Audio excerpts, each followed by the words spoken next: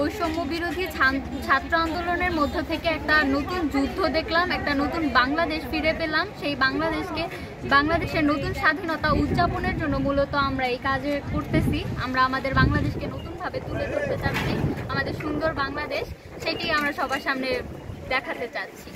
আমাদের দেশে আমরা একসাথে অনেক ধর্মের মানুষই থাকি, তো আমাদের দেশটা মূলত গণতন্ত্র দেশ। আমরা চাই সকল ধর্মের মানুষ যাতে সমান অধিকার পায়।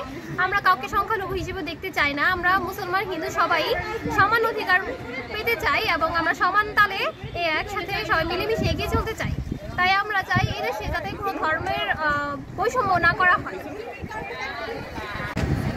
এই যে বৈষম্য বিরোধী ছাত্র আন্দোলনটা হলো, যেখানে আমরা নেমেছিলাম একটা যৌক্তিক দাবি নিয়ে, কিন্তু তা হয়নি, যার জন্য আবার নতুন করে আমরা পেয়েছি এক স্বাধীনতা, যার ফলস্বরূপ দেশকে নতুন করে একটা সংস্কার করার জন্য আমরা মাঠে নেমেছি এবং দেয়ালে বিভিন্ন কাজ করে যাচ্ছি। আমাদের কাজগুলো ফুটে উঠছে বৈষম্য বিরোধী ছাত্র আন্দোলনের প্রতীক। তারপরে নতুন করে দেশ সংস্কার, কিভাবে আমরা দেশকে চাই তার বিষয় ফুটিয়ে তুলতেছি আমরা। এইটুকুই আমরা করতেছি এবং আমাদের কিছু দল ট্রাফিকে আছে, গ্রাফিতিতে আছে, সবাই যার যার মতো করে দেশকে এগিয়ে নিতে যাচ্ছে। শুধু জামালপুর না, সারা দেশের মতো সারা দেশেই কিন্তু এই গ্রাফিতিটা চলছে দেশকে সংস্কার করার কাজে।